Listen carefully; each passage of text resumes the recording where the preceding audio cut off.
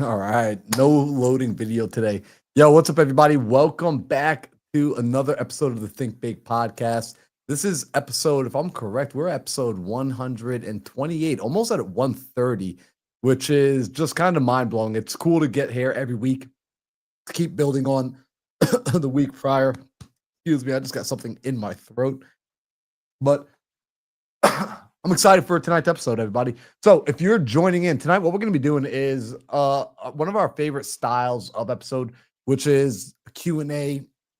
Wow, dude, Sam, I don't know what I like swallowed like right I'm on before it. I'm on getting it. on here. You drink some water. Dude, Guys, I need some water. I've got water. Where's my robot assistant? Where's my maid? What's going on? Okay, guys. So excuse my voice. I am getting a little sick this past few days, coming off of an amazing event in town. So, but today we want to do kind of a fireside chat, a little bit of a Q&A. These are I think some of our favorite days is when we get to go and just answer your guys' questions very specifically. And I want to kind of test a new way of doing things. Marlon just left. I'm gonna grab water. He's back. Quick. He's back. Okay. And so I want to. He's gone again. I want to test a new way of doing things, and that is we're gonna take questions. So please just start dropping your questions in the chat. Today we're gonna go as long as we need to. We'll answer every question possible. We have questions that were sent into our DMs as well, so we're gonna answer a ton. We're going to be basically focusing on if they are a Marlon question or a Sam question, and if it's either or, that person's gonna absolutely run with it. So if you're struggling with mindset stuff, spiritual stuff, alignment stuff, no one on earth is better than Marlon. And if you are struggling with, I don't know how to grow past a certain point in my business, you have growth questions in terms of business, scale, optimization, tactical stuff, then that's always going to be me. I think there's not many people who are better than me selfishly when it comes down to that stuff, except for maybe Buff Business Jesus, Lord Emperor Hermosi. So let me do this, guys. Let me check on Marlon real quick. Give me 1 sec. Sorry, dude. I am back. He's back. I just went into like a random coughing fit. I apologize, everybody, for that one. Appreciate y'all. I'm stoked you are back. Okay, let's do this. Guys, so feel free to start dropping stuff in the chat. Marlon, I think you may have a bank of questions in your DMs. Yep. And then I have a ton in mine. Okay, you want to hit us off first? Yeah, man. So let's see. This first one I got was, this is a good one. How many transactions did you do before you started buying investments? This one comes from Kurt. So shout out to Kurt for this question, because I think it's one of the fundamental questions to understand if you're going to be getting into investing based on what your avatar is.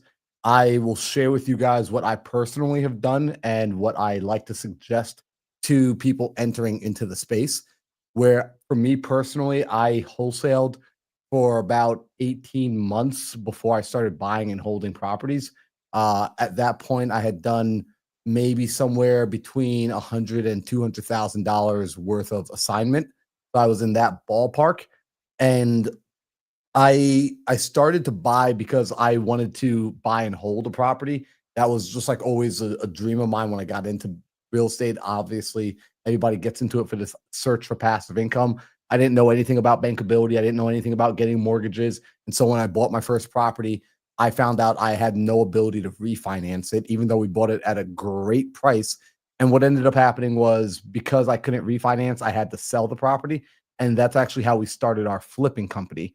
But the idea is I got experience under my belt first, and I got capital under my belt first, where I had a war chest, which made me comfortable enough to say, okay, I'm ready to begin owning property. And I have enough cash on the back end that if something were to go wrong, I would feel comfortable and secure, not needing to borrow any money to fix the problem. I can use my own money.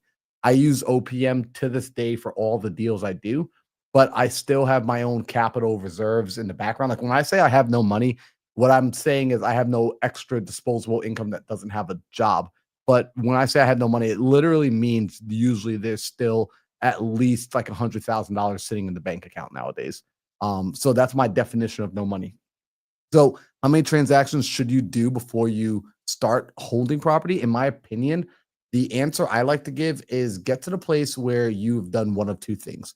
Either if you're a full-time entrepreneur and you're stepping into real estate using something like wholesaling as your vehicle, I would say do $250,000 in revenue within a 12-month period, or get to the place where you've done consistently back to back $40,000 per month, 3 months in a row.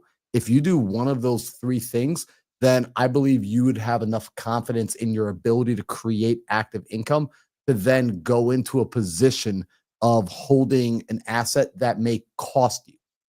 Assets, just because they're good cash flowing assets, does not mean that they are not going to eventually have what I call margin calls, which is a boiler's going to bust, a tenant's going to mess up the plumbing, a squatter's going to break in, a insurance claim is going to happen, and you're going to have to come out of pocket to fix the roof today, and insurance isn't going to pay you back for 5 months. These things are just inevitable when it comes to owning assets, owning real estate in particular. And so you want to be in a position where when one of these margin calls happens, you're never going to have to fire sale your property, or else you become our favorite lead source, which is a motivated seller. You're a tired landlord. You're somebody who doesn't have enough money to fix your problem. And that's why you end up selling the property at a discount. So my answer, do enough transactions where you're doing $250,000 a year in revenue, or you're doing $40,000 per month, 3 months consecutively. If you hit one of those two metrics, then if you desire to own property, you can begin to buy property. But this is also very critical. And I'm a big believer of this because it's saved my butt several times. Rule number one, you make your money in the buy. When you buy a property, even if it's a buy and hold, it's important for me that you buy with equity. I'm a big believer of buying with equity. Even if it's a creative finance deal, you still want to buy it with equity. You want to buy it for cash flow. If you do those two things, you're going to put yourself in a position to succeed long term. And it's not going to be a vanity metric of how many properties you own or the fact that you do own property. I do have an investor friend of mine who is pretty well known, and that investor and their partner picked up a little over 25 properties in a single year, all of them creative finance, all of them with no equity. I was hanging out with them a few weekends ago. We went to church together. We actually just met up at church and we went and grabbed brunch after. And we were having an honest conversation. And they said, look, it was a vanity metric. The vanity got to our heads. We got a little ego about it. People hyped us up in the community we were a part of. But the reality is all of these were bad deals. And now we've spent the last year and a half trying to get out of all of these properties. And we're finally down to selling the last one because none of these properties were bought well. But the reason we kept doing it was because people were telling us how awesome and how cool it looked that we were buying these properties, that we said we owned the portfolio. So it's really important that you make sure the math is mathing. And this is why last week, if you weren't here for last week's episode, we talked about the finances. We talked about money mindset, which, Sam, I don't know about you. I got a lot of people that ended up hitting me up after that episode saying, thanks for the conversation. That one, I think we need to do an episode like that again in the future. People really liked the talks around finances just from a fundamental financial literacy level. And so as investors, it's important that you financially have a strong foundation in active income. And then when you're going out and purchasing, as you make that transition, you're buying fundamentally correct, which is you're buying low, you're making sure it cash flows, you're making sure you have equity. Sam, you got anything different, or do you have a different vantage point on that? When should a person start buying property? So I would say, because the initial question was like, when did we start first buying? I started buying. I'd probably already done 40 to 50 wholesale deals before I started buying my first set of rentals, and I think retroactively, a lot of people, they say that's, a lot of times people say they wish they started sooner in buying rentals. I think I'm one of those people. I'm like, no, I actually like when I started buying rentals because I had the absolute, because guys remember, like if I at that time already closed like 40 to 50 deals, the truth of that, or the inevitable side effect of that, is that I'd probably underwritten and transacted in paperwork that didn't go through thousands of deals. And so deals that didn't go through, they got contracted, they went into escrow, numbers didn't pencil. And so those 40 to 50 deals probably equaled 2, 3, 4,000 transactions that I was able to look at. And by the time I was there, I knew everything there was possibly to know about deal structuring, how to structure deals, how to get out of deals, how other buyers saw things. This is one thing that people, they miss. I think they missed the mark on wholesaling. Is good wholesalers. It's not about sales and marketing. Like we talk about that enough. I think one of the things that good wholesalers really do understand when they get into when they transition to buying rentals, or they start adding that as a tool in their tool belt, is they've already talked to the best, biggest, most liquid buyers in the industry, and they know how the best of the best think. And so for my 40 to 50 deals that I closed, I knew how hedge funds thought, and I saw exactly what their capital looked like, exactly what they did with deals. I understood fix and flippers. I understood turnkey buy and holders. I understood everything in between, and I saw things work and I saw things not work. So the most important thing for me was very much that I paid down my ignorance debt. Because the thing with wholesaling is you're in and out of a contract, and that's really it. You can lose your EMD, and that's more or less it, and some marketing spend. But when I got into the buying real estate game, I really started focusing heavily on understanding that this is not something, it's not paper that you flip anymore. Like, this debt will follow you. It is a big commitment. And so 40 to 50 deals in is when I started buying. And I think most importantly, I had the active income that I think was super solid. I don't even know if I had, 3, 4, 500,000 liquid in the bank at the time. But most importantly, what I did have was my skill stack as an operator was at this point phenomenal. And like, not compared to today, but for me then it was fantastic, which means that even if I did buy a deal and it did go south and I had to make monthly payments, active income and generating active income wasn't going to be an issue for me. So I always say for people, it's like ignorance, debt, and deal structure. You need to make sure you have that down. Underwriting, understanding exit strategies, understanding all these nuances to getting in and out of deals. But two, it's not even just about having the money liquid, because money liquid can go away anytime soon. You can buy a crappy deal a month later, you have illness in the family, and then all of your money goes towards that. And then your rental property, because like, you ever notice, Marlon, that bad things tend to happen all at once together, like right after the other. Yeah, like when it rains, it pours. Exactly. When it rains, it pours, right? And so if you spend all of your money on like family members' medical bills and you have nothing left over to put into like this property that absolutely sucks, it's like, then what? Then your $250,000 that you had in the bank account was like, it was worth something, but now it's absolutely worthless because it's gone. And so for me, I like people having the skill stack that allows them to make active income on a moment's notice. And so for me, I could have lost all my money, all my liquidity. And then if I had bills to pay next month, it wasn't a problem, because as an operator, my skill set had caught up so much. And so for me, generating an extra 2, 3, 4,000 to cover a mortgage payment per month was not a big deal at all. And so I would say those are the big things: is cover your ignorance debt on deal structure and acquisitions. I don't necessarily care too much about your liquidity at the moment, but I care about your ability to generate liquidity at a moment's notice. And so I think that's the thing that people miss, is that people, they're kind of sold on this pseudo lie of passive income. When you're in a W-2, you get out of a W-2 by buying rentals. I'm like, that's a horrible, horrible, horrible idea, in my opinion. If you go from W-2 to buying single family property, and like there's no in between where you amplify your money making skill set, the problem is your W-2 is your active income, and it's so very often it's not high enough. Like, you're not going to make enough in your W-2 to pay for your bills, your house bills, your family, and then to cover additional monthly payments on a property that's losing money. Typically, we need to increase that skill stack before we started taking on higher leverage. So for me, it's always when I decide to take more risks, and leverage is risk, I will only do it when there is a correlating increase in my own skill set or my company's skill sets or my ability to generate more income. So I think that's a little bit more of a Sam answer there. Yeah, I mean, 100%. And I am going to throw this in there though, because I am one of the people that I see a lot of people who come from traditional education, traditional W-2 worlds. They've spent 20, 30, 40 years building their career, and then they're stepping into real estate. And some of them have these careers that they don't necessarily want to run away from, but they want to figure out how to add. And I'm a Kiyosaki descendant, right? So Kiyosaki is very big about mind your business. And by that, he means just make sure as you're going out and you're working day to day that you are building up your asset column, whatever asset your asset's going to be, if it's investing in stocks, if it's investing in real estate, investing in whatever asset class you choose to understand. And so the big thing for me is you need to have that proper game plan. It is so absolutely critical that you really get a larger picture. And to Sam's point, and I think Jackie's asking about this, so we might actually skip to Jackie's question because it's all encompassing in this part of the conversation about being able to generate liquidity.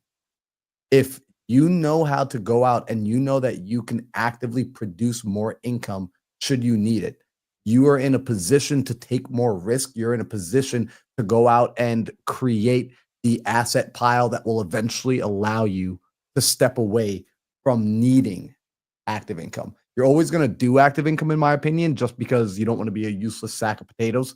And that's the idea of like sitting back on the beach is pretty dumb, in my opinion. You go on vacation for a week or a weekend. In fact, Sam, I don't know if you saw this. There was a post on social media on Instagram the other day that I came across from it was like a Business Insider.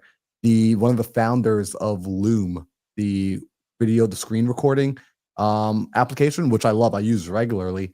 They sold for over $1 billion, and he has been like in the biggest absolute funk / depression because he said like he wrote an email, like a public email that he ended up posting out to the world, basically saying, I no longer have a purpose and I haven't been able to repurpose myself into any projects, into any passion, into anything useful. And I kind of just been laying here on the couch and I don't even know why I'm writing this. So that idea of us doing this so that we don't ever work again is stupid. We just want the option to be able to work on the things that we find meaningful. So just want to put that out there. As far as coming back to Jackie's questions, because Jackie asked, can you talk more about the gathering liquidity at a moment's notice? Jackie, it's important that you have the ability to go out and know if I needed to make an extra $20,000 this month, an extra $30,000 this month in the next 30 days, can you do it? And do you have a proven track record behind you? Not theoretically can you do it, but have you done it before? Have you repeated the process enough times that you know you can duplicate it again going forward? When you're in that sort of position, you really can start to take your time with identifying good deals. You don't feel rushed anymore that I have to buy these bad deals, because people rush into bad deals out of this FOMO.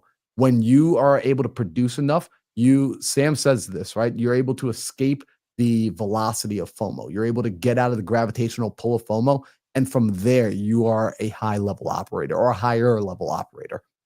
So make sure that you're developing skills that are highly leveraged. You're developing skills that are high producing skills. You're developing skills that are duplicatable and repeatable and that are trainable to somebody else. And you pay down the ignorance debt, which means the reason you didn't make $1 million last year or $500,000 or whatever your number is, isn't because you're not capable. It's because you don't know. There are skills that you don't know. And so you're paying this ignorance debt. You're paying this tax of, let's say if you made $100,000 last year, you paid a $900,000 tax because you did not learn the proper skills, go out and produce $1 million. That's where you want to put your energy and effort. So, all right, Huge. I think we covered that. I want to add any more thing to it before we jump to the next question. Yeah, I want to hit on that. We have to make sure we go back to Sydney's question. So really quickly on that note, on being able to put yourself into a position where you have liquidity right off the bat, I'll be very real with you guys here. If you have no entrepreneurial skill sets, in terms of like, if you have no entrepreneurial skill sets, the only ability you have to generate liquidity is trading your time for money. And fundamentally, we all trade our time for money, but generating your skill set higher and higher. Like passive income, I think is a complete lie. I truly do think like there's nothing on earth that I think is truly passive. I think the closest that you could probably get is putting your money into a stock market. But as you all know, people who are in the stock market spend a lot of time. They may not spend a lot of time doing much, but they spend a lot of time stressing out of their freaking minds. So there is some time involvement. But I think what happens is the higher your skill set goes, the more leverage you have and how much money you can make with the time involved. And so if you don't have an extremely high-end skill set, the problem is you trade your labor in a very menial way for a one-to-one return. This is like getting paid hourly or a salary at a job where you sit at a seat for 8 hours and punching keys on the keyboard and then your boss gives you a paycheck. And so I think this is not the same for everybody. Not everyone may be uniquely geared at this, but I think Marlon and me and Alex Hermosi and Layla Hermosi and almost anyone that I look up to all agree fundamentally that if you are getting started and you do want to escape, the rat race of the W-2, and you are focused not on buying assets right off the bat. And guys, like I actually fundamentally hate this is when people treat assets like your skill set is not your most important asset. It's Agreed. like people talk about, I want to buy assets, I want to buy rentals, I want to buy multifamily. And then the people who do that and the ones who go broke subsequently are the people who didn't develop themselves. They just went and got a shit ton of debt on a bunch of bad deals. They have no idea how to get the way out of it because they never worked on themselves. And when you look at the biggest players in the world, billionaires or 100 millionaires plus, Alex Hermosi, Pace Morby, Logan Manzanares, who's close to both of us, these are all people who have lost it all multiple times. They have lost everything multiple times. And the funny thing about all those people is they tend to make it back much quicker. It's because the assets can come and go, but their skill set, right? Your skill set as an independent operator, that will never be taken away from you. And so prioritize that. And if you want to start with any one thing, my honest opinion is it is sales. Sales is the highest leverage skill set where that can truly materially change your life in the shortest amount of time. I hate this whole push that we've had. It is a very, very lazy push that I think is being sold to impressionable people. Marl, I'm saying this, I'm going in on this because I was at that event, right? 2-day event in Fresno, California, and I got to meet a lot of people. And a lot of people came up to me and they're like, Sam, I want to change my life and retire my husband and then pay off my mortgage. And I want to be an EMD lender to do it. And I'm like, you guys are putting so much on the line on a business model that fundamentally can be very flawed in a million different ways. And I care more about people like their skill stack. And it's like, you want to fundamentally materially change your life. Look at what the vast majority of successful people have done for centuries. And there's something that is just so much more potent and higher leverage about your ability to talk to another human being in a sales capacity and get them to swipe a freaking credit card. And so I know this, Marlon, you and I have had this chat. We've given this advice to a close friend of ours who got themselves in over their head on some bad deals, and they're in a position where they need to dig themselves out. And you and I agreed collectively, we're like, dude, go get a sales job. Yep. It is your fastest way to make 10, 20, 30,000 a month overnight. And here's the key, with effectively no risk. Because when you're doing sales, all you have to do is go work for someone else. They generate the lead. They take the risk on the marketing. All you do is get on the phone and get people to sign on the dotted line or get them to swipe a credit card. And so for me, if I lost it all today, guys, and I didn't have the luxury of being in a position to go and start a new business, I would go sell other people's stuff. I would go and wholesale again with other people's leads.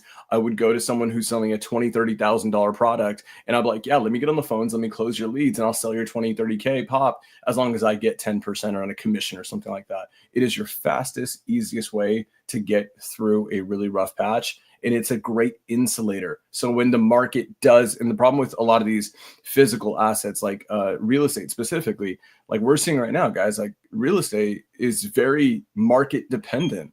And so, or the stock market is extremely volatile. We've seen that this past 2 weeks. And so when you have volatility affecting your asset in your portfolio, your assets in your portfolio, your skill set as an independent operator can be the things that can hedge against that. We see the people who go upside down and they go out of business in like 5 freaking minutes. It's because they have nothing. They just have these assets that were horribly over leveraged, that were bad deals, and they can do nothing in their own operator skill stack to generate an extra $5,000, an extra $10,000. So I think sales, but that was long-winded, but I want to hit on that. I want to hit on, let's get back to Sydney's question. I saw Sydney drop the question up here. So scaling wise, if I have a client for marketing on retainer, okay, I have a 9 to 5 in that limits how many clients I can take on. When is it appropriate to get a VA, and what's your favorite resources for that? Okay, so Sydney, I'm assuming, is in some level of a maybe like a TC business or a service-based business where she's taking on clients, and that is she has to provide a service for them or a deliverable for them, but she also has a 9 to 5 occupying her time or the operator's time. Yep, Sydney does marketing. So she creates content, digital content for business Right. owners. And right now, if she's talking about getting a VA, then the problem may be that she's also delivering on the fulfillment, right? So she needs a VA to come and help take the workload off. So this is a really good question. I would say sooner rather than later. And I don't know anything about your business. I don't know anything about the service or the industry or how you could optimize it. I would say first and foremost, this is the first time I would fundamentally get this is actually the first time I've actually ever given this advice. It's because we're in a very unique time frame. I would say your first look at carrying the load with operational drag and fulfillment shouldn't be looking at a VA. It should be looking at AI first. I think that AI is more potent than it's ever been. And in almost all of my businesses, completely across the board, we are replacing all virtual assistants with AI programs. And so I think fundamentally, you'll probably get the most leverage out of AI first. And then if you have spillover, then you can bring a VA in. The reason why, and like both are extremely little, very, very little cost. AI is typically going to be cheaper. It's usually like 50 to 100, maybe $200 a month, whereas a VA at $5 an hour, $8 an hour full time can stack up. The reason why I like the AI is that you pretty much have to train it one time, and then it does whatever task you need it to do. Whereas a VA needs ongoing management and there's limited scalability there. But I would say as sooner rather than later, in my fundamental belief system around this, if you have a service-based business, is from the get-go, you should be training artificial intelligence or a virtual assistant on a bank of SOPs, which is your infrastructure of your business. That should be created as you are building your business. It is not one of those things where like a lot of people, they do this thing, Marlon, where they're like, I'm going to get started and then I'm going to do the thing and I'm going to fulfill on it. And when I start getting, when like, my job or like all these things I'm getting stretched too thin, then I need to bring on someone else, which makes sense. The problem is now you're trying to bring on someone else, but you don't have a bank of SOPs to train them. And so you have your 9 to 5, you've got your family, you've got your current business, which you already know you're being stretched thin on. And then on top of that, you're supposed to hire someone and train them and manage them and maintain them. It is a losing recipe across the board. Alternatively, if you build out your bank of SOPs or AI programs ahead of time, that when that natural constraint comes up, A, you'll be much better suited to handle it. And B, it won't be a big constraint because you've already forward paced ahead of it. So it's funny. I got this very similar question. Someone asked me, what is your feedback loop? This is on Instagram. They asked me, what does your feedback loop look like when you hit a wall, right? And then I was like typing out this answer, just like really getting in my head about it. And I realized, because I was like, when I hit a wall, and like 10 minutes in, I was like, I don't hit walls. We don't hit walls anymore because we're so proactive on building out our infrastructure and our logistics, in our personnel, in our AI, all of these things, that we actually eliminate the constraint before it appears. And we're basically always forward pacing. And if you do this right, you actually won't hit a wall. The reason why you hit a wall is you set up a system, right? You set up whatever the system is, the infrastructure, whatever it looks like, you set it up and then it grows. And here's the thing, every system has a natural constraint. Every single one has a natural hard constraint that you will hit, right? If it's not enough people, you'll hit a logistics constraint. If you've got too many people but not enough budget, you'll probably have a marketing constraint or a talent constraint because you can't afford more people. Every system will have a natural constraint. But if you're aware of that natural constraint ahead of time and you've already cured it by having a series of SOPs or infrastructure or talent that understands this, when that constraint comes up, you'll just like glide through it and you won't even know that it was there. And that's what we're finding a lot of right now that's happening with us. So I would say, right, as soon as humanly possible. And here's the thing, let's say you do want to bring on an extra person and you do want to hire and you do want to take that, managerial burden. You want to take that financial burden onto you.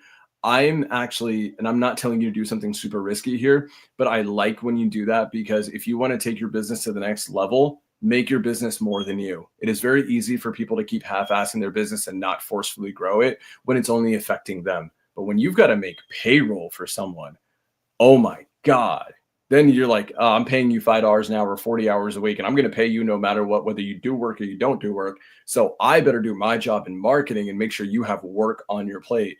And then this natural cycle will equal what? More money for you than if it was just you. So that's my answer. I love that answer. I just want to second something. And it's actually that last thing. I wasn't going to add anything to this, but that last bit you just added in, Sam, about the pressure of having somebody come on your team and you no longer just working for yourself, effectively you're taking a risk. Sydney, if you're going to hire a VA, if you're going to bring somebody on board and sell them on the vision and now convince them to follow you, you are putting that's a risky situation to take on because effectively you're leading them somewhere that maybe you haven't actually even been to yet, but you're telling them, hey, trust me. And I believe that if you are, first off, if you're in your 20s, you should be taking as much human risk as possible in your business. You should be risking it all because at that such a young age, you can risk it all, lose it all, learn massive amounts of lessons while the amounts are low, and that will follow you throughout the rest of your career. The older you get, the scarier it becomes to take risk because there's more consequence and less time to fix it. So Yeah, take that risk. Sydney's like 22 or something, right? Yeah, Sydney's in her 20s. I don't know where in her 20s, but she's in her 20s somewhere. She looks very young. So yeah, full send. Okay, let's get to the next one. Okay, so we had a little bit more insight there. Marketing for social media and Google Ads, favorite AIs for this. Okay, so Sydney, you're gonna have to DM me and I'll get you some more applied. And guys, oh my God, I've been wanting to say this forever. I hate unapplied advice. I hate when people are like, what should I do? And then the speaker just starts word vomiting without understanding the context of your life. So I appreciate the context and help me be more applied in my response. DM me. Because here's the thing.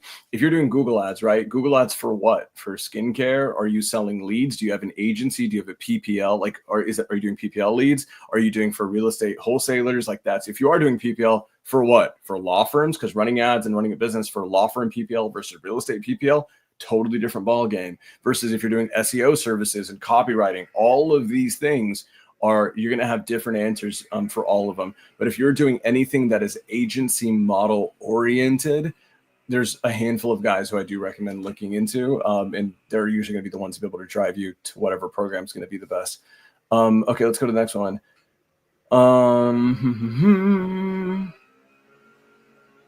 Okay. This wasn't a question. Just saw that Sam's Andrew said Sam and Marlon just made my first 10K month in lending, taking advice y'all provide in this podcast. Just getting started. Freaking love that, Andrew. I love seeing these kind of comments. Dude, I got to hang out with Andrew this past few days, and so him and I got to chop it up, which is pretty cool. He came out to the Deal Champs event.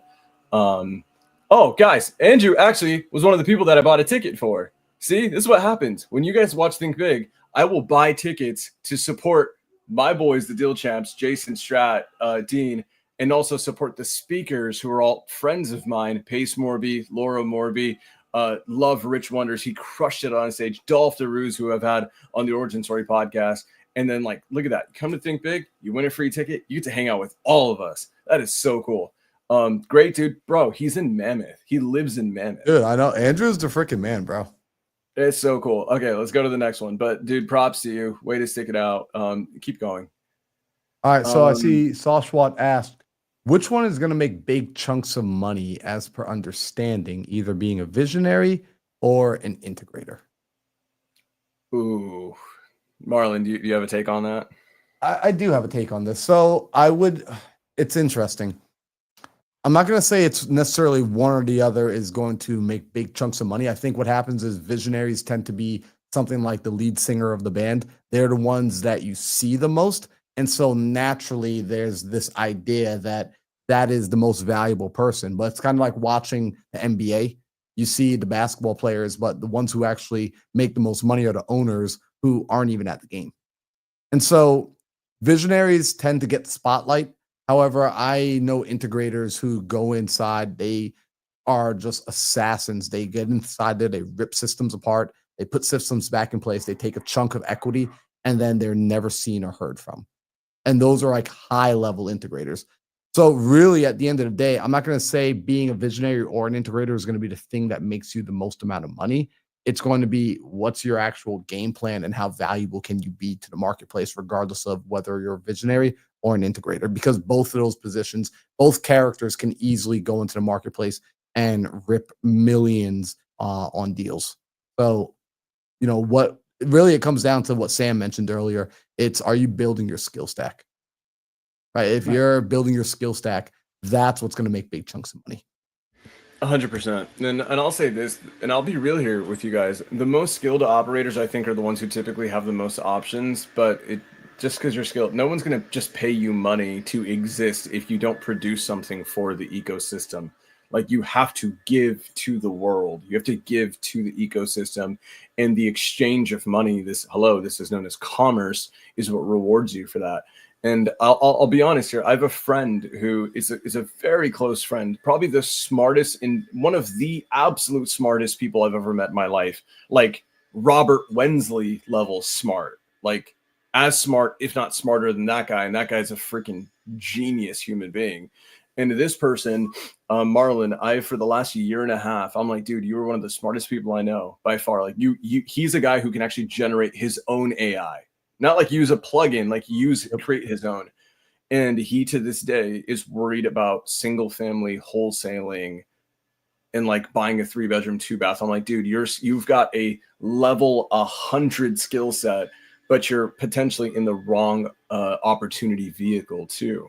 And so very often what we see is a lot of people, and this is, I think I'm gonna commend myself a little bit. Very often I don't do that, but I think I've taken a good job of like increasing my leverage in my skill stack as an entrepreneur, my abilities, and then have a correlating like amplification of the opportunity vehicles that I chase. A lot of times we see guys get hyper skilled, and then they stay in like this low level vehicle that was like 5 years ago, that was where they were at. But if your skill stack goes to a level 10, but you're still in a level 2 vehicle, then it's like your income generating capabilities are going to be capped or limited. And so there should always be a correlating increase on both sides. Okay. And then we got some, I want to hit on this. We got some more, where was it? Sydney gave me a little bit more. Actually, before I get to Sydney, I promise you I'm going to get to you. Sydney said she's 27. Well, Sydney, you look young, and that's a good thing. Who's got a skincare routine? Yes. Yeah, yes. I remember one of my female friends, like I'll never forget it. I was in Vegas. She told me about she had like a 6-step skincare routine. I was like, there could be 6 steps. For a second, I thought, because we were talking about like Sydney's age and like her looking young, and I saw the men's testosterone clinic pop up. I'm like, oh my gosh, she's just using testosterone to stay young. Crazy. I would have never guessed. Yeah, we should stop commenting on this. But okay, so Sydney, she runs ads. It looks like ads for a men's testosterone clinic. So she's basically generating leads, I would assume, for this men's testosterone clinic, or maybe a roll up, or maybe a franchise of them that are all doing the same thing. So I love this. Okay, so because this is going to be, since it's a clinic, it's going to be brick and mortar. Okay, which means they're physical locations where people walk in, men walk in, they maybe get a series of blood tests done, and they basically want to work on increasing their free testosterone. So usually you're probably going to get men, I would assume 35 and up. Generally also people who frequent clinics that are not emergency clinics.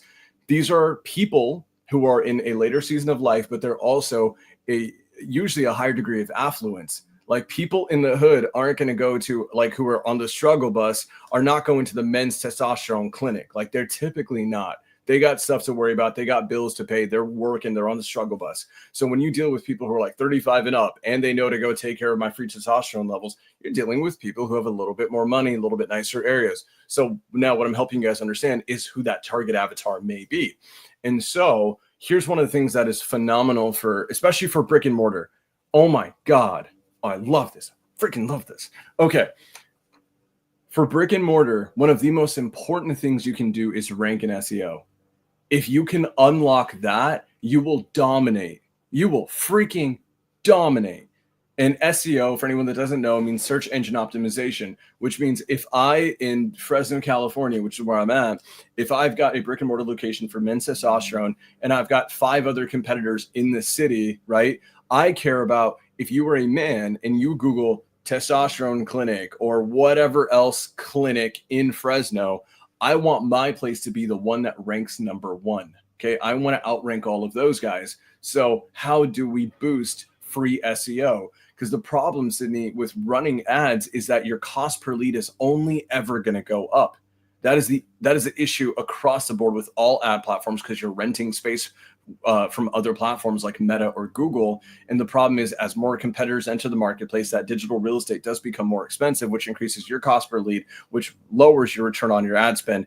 And then because they're brick and mortar, they don't have infinite scalability because you are limited to the amount of clinicians at a single location. There's so many constraints there. So how do we cure that or help offset that? We go into SEO. And the beauty of SEO is it's all about figuring out what other people search for. And one of the best ways to go into, especially using AI for this, is you can use ChatGPT or Grok or any of the other ones. I would actually like to maybe start with Claude AI first, because Claude is phenomenal for prompting. And what you basically want to find is this. You basically want to find for that avatar, a man in his 35 to 50 years old. I don't know when men start experiencing a drop in free testosterone. I probably should know this as a guy, but I don't. It's like, what popular search terms are they going to find, or they are going to search for when they are entering this moment of revelation in their life, right? Maybe they're lethargic, maybe they're tired, maybe they've got some issues in the bedroom, like all these things. Maybe they're having trouble keeping, as men get older, it becomes harder for them to maintain and increase muscle mass. Right. This is why it's like, guys, we see movie stars who are in their 50s putting on extra 20 pounds of muscle for a movie. It's like, and they tell you it's natural. Very difficult to do, especially when you're in your 50s and your free testosterone is gone. And so what I want you to do is figure out that avatar, figure out all the searches that person would make at that moment in their life. And then AI programs like Claude or Grok or ChatGPT can help you understand that. And then they'll give you a list. Go to ChatGPT and say, hey, what are questions that a man in his 40s going to search for when he is experiencing this symptom, this symptom, this symptom, this symptom? And then it's going to give you a series of topics. Awesome. What you do is you take that topic, right? I'm a man, I'm a 40-year-old man, and I'm having trouble putting on muscle. Awesome. You know what you do with that? That is now an article headline, and then you can tell ChatGPT to go, or Grok or whatever you want to use. I like ChatGPT. You can use ChatGPT to generate an article, right? A long form article answering that question, where it's basically giving all the things that a man could do, blah, blah, blah, blah, blah, to help his free testosterone so he can put on more muscle mass, right? Eating more protein, blah, blah, blah, blah, blah. You get it.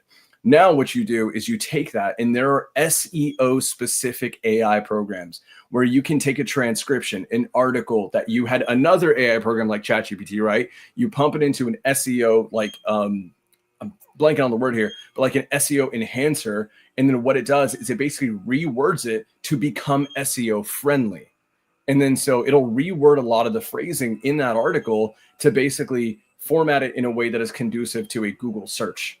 And then what you do for that brick and mortar location is you add a newsletter section. Guys, have you guys noticed that if you go to the footer of any big website, any big company, even brick and mortar, like places that have been around for a long time and they have a solid online presence, you'll actually go to the footer of their, not even on the menu, not even on the header, go to the footer of the website. And I promise you, for the biggest ones, you will find a newsletter. And you're like, why the hell do they have a newsletter? Nobody reads newsletters. Nobody cares. Why do they have it? And you click on it, there's going to be 500 freaking articles in there. All that is SEO boosting. And so if you consistently do this, so have AI basically prompt the constraints that the avatar is going to hit, use AI again to generate articles based on each one of those headlines. You're going to have 10 different articles, put it into an SEO enhancer, okay? And that's going to like polish it, make it perfect. And then you add it to that brick and mortar's newsletter section and post one a day, once a week, and then one a day, and then two a day, and then three a day. And then over the course of 6 months, all you're doing is increasing your free SEO search and reach. And then as more people search for those articles in that town, if I'm a man in my 40s in Fresno, California, and I'm experiencing these issues, like I can't keep muscle mass, I'm lethargic, whatever the hell it is, and I'm searching for these symptoms, I click on your article because it most closely aligned with my search parameters. Guess what's going to happen to your website that's hosting that article? It's going to get boosted. If you do that over and over and over and over again, you will naturally increase your SEO. And here's the beauty of SEO, guys. It's freaking free. It just takes a long time to build it up. But if you build it up and you rank first, it is the most powerful thing. Because then when anyone searches Fresno, California testosterone clinic, you're going to be the first one that comes up. So I think that was a little bit more of a tactical answer. Did that help? I hope that helped. I think it did. Awesome. Okay. Marlon was like, dude, this is too much, too much, too much tech, No, too dude, much. that's the perfect answer. I mean, it's true. Let's see, what do we got here? Salshwalk came back, said most of the time you talk about being resourceful, and you said if you're going broke again, if you'll do is resourceful and get everything from someone who have the things you can't afford. So I think you're asking effectively, like, yes, if we said if we ever had to start over brand new from scratch, we didn't have a dollar, how would we go about rebuilding? I mean, Sam said it earlier, go and sell somebody else's product. That doesn't require a dollar. It just requires your time. It requires your hustle. If you're in real estate and you can't afford data, go and say, I will call your data. I will work your leads. I will close your deals for you. And I only want to be paid on the back end if I'm able to produce. So there's always ways, if you're willing to trade results, you can get money for simply guaranteeing results and then working your guts off to produce it. Andrew says, I'm seeing success in the PML business and raising capital. What is your advice to start scaling up and beginning to market my services? Integrate AI into the team? Question mark. I'm going to say this one's going to be a Sam question here. The answer is no. Integrating AI is going to be a really, it's going to be a very systematic answer for a lot of things. In my opinion, it's going to be like a default answer for a lot of things. I don't think the vehicle of PML lending. Now, I don't know the specifics of your lending business because EMD lending is different than long-term private money versus short-term loans versus bridge loans versus like gap and fix and flips and what you're lending on and commercial. They're all different. And a lot of those businesses can very often look a little bit different. So I'm assuming you're just general private money lending. Very often to grow that type of business, you actually don't need expansive build outs. Like a really close friend of ours, who I'm not going to mention, they probably make over $200,000 a month in profit just in interest, but their entire business in the lending side is run by like 2 people and maybe a VA, and they're like big time. And so you typically won't need an AI program to help you right now. I think that if you actually want to grow, here's the key, guys. Growth. I want you guys to understand this. A lot of real estate people don't understand this because they're real estate oriented, not business oriented. But in the world of business, growth is usually equal to one of like there's 6 pillars in business, right?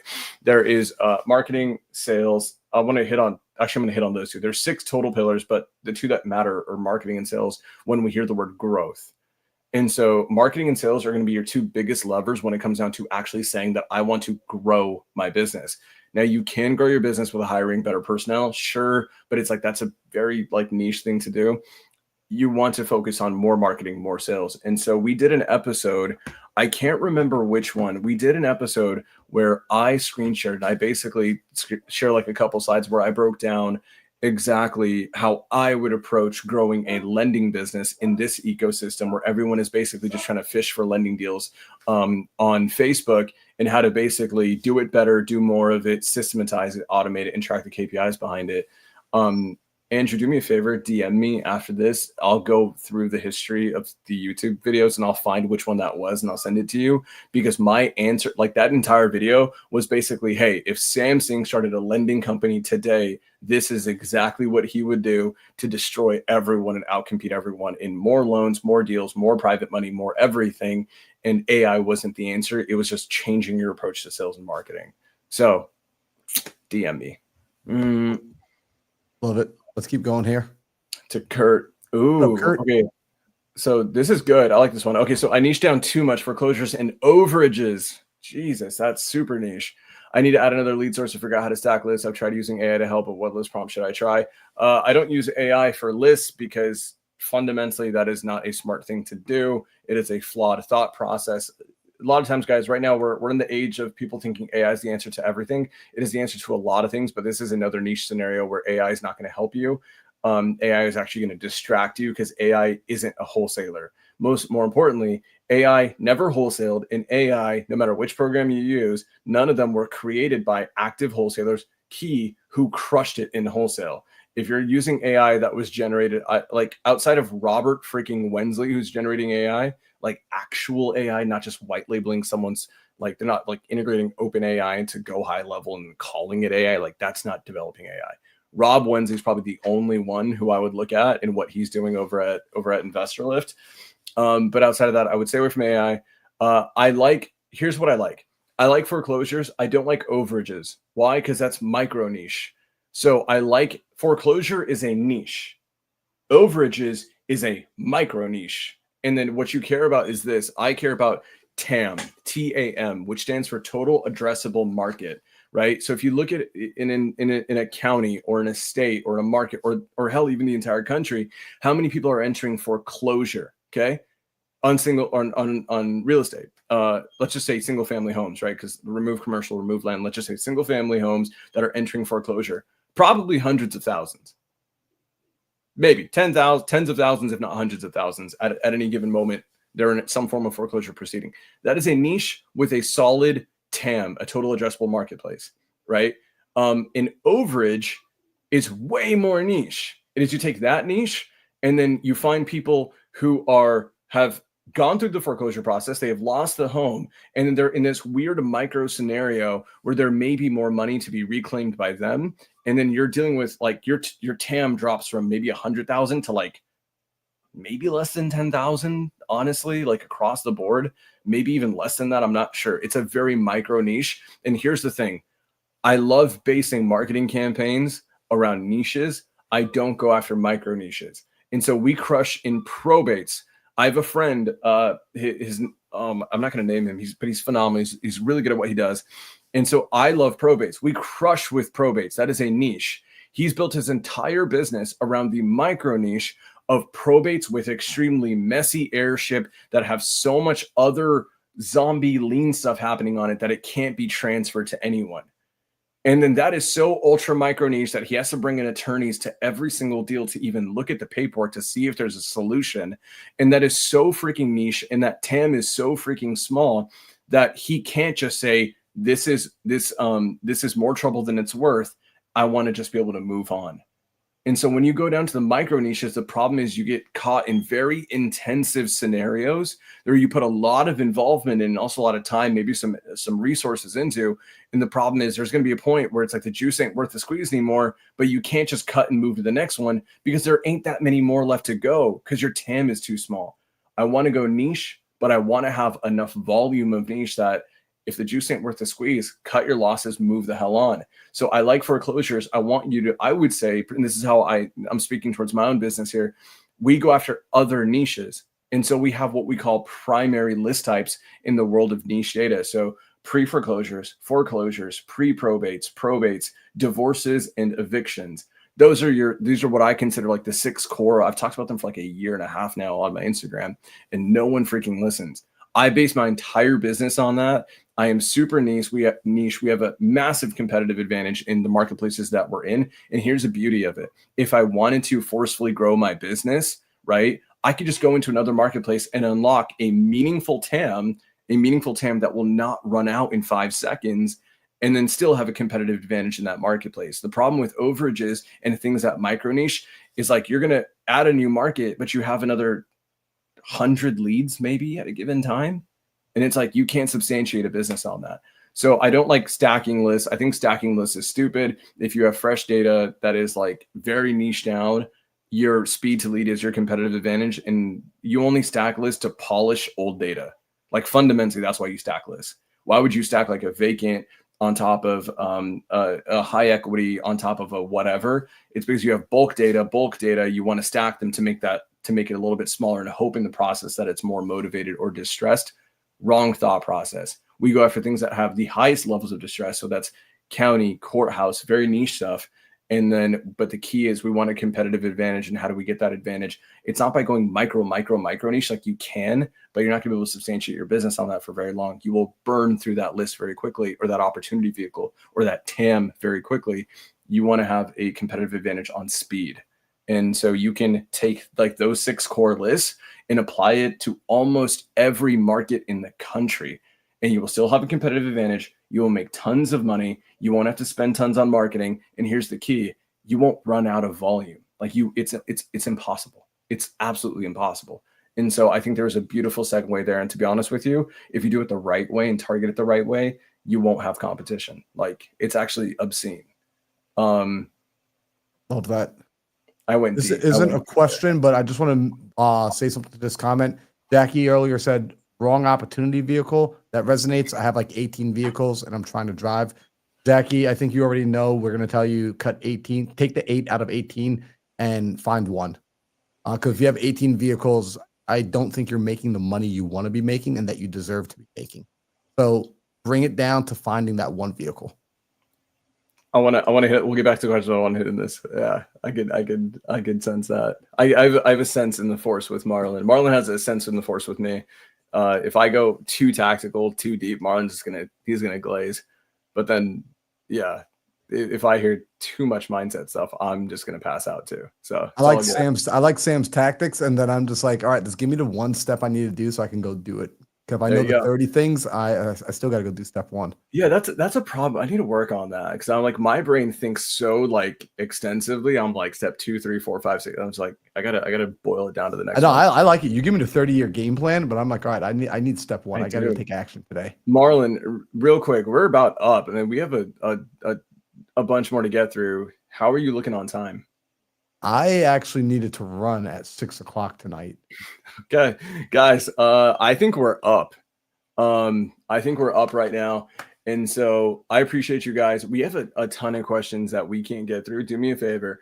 Marlon, I think we could probably run this up again. And then, because I think we can unlock a sick amount of questions. Because sometimes I think we get very surface level questions. I think we're getting a lot deeper questions today that I think allow us to give more meaningful feedback. I like these questions. I mean, you guys let us know. Like, do you like these fireside chats? Do you like the Q&As? I personally like the Q&As. In fact, earlier today, I had a request. I was talking to Victor, and he literally said, I want to see you guys. He's like, I love when you and Sam get on there and someone brings their situation, they bring their problem, and y'all deep dive it and you break it down right there on the spot for them. So, yeah, Jade's saying she loves it. I think we do more of these. And what I think would make it easy for us to do this for you guys, because we want to give value to y'all, is twofold. One, DM us your questions. If you have questions that have been pressing you, send them over to us. DM, write us a paragraph if you need to. We may not answer it right away, but this becomes the platform. This becomes the place where we can come back and answer your question in depth and give it the true answer it needs. Like you guys just saw, Sam basically just gave like a 30-minute masterclass to Sydney on like just her, like that was a masterclass. Like that was a $5,000 consultation right there that Sydney just got for free by showing up to the podcast. So that's going to be number 1. DM us your questions. Number 2 is going to be, if you are getting value from the show, we want to see this show grow. That requires you. Share this episode out with a friend. Share it on Instagram, share it on Facebook, share it on TikTok, share it on all the social media platforms you use. Text it to your mama, text it to your daddy, text it to everybody. Share the episode with a friend. Don't keep the value to yourself. So, guys, we appreciate you coming out here. Sam, you got any final words for the folks? Yes. By the way, guys, whenever Marlon asks me that, I just give you the advice that's on my head for myself. That's all I'm doing. This week, be very present with the people that you do all of this for. That's my reminder to me. Love that. Guys, we'll see you back here next Tuesday for another episode.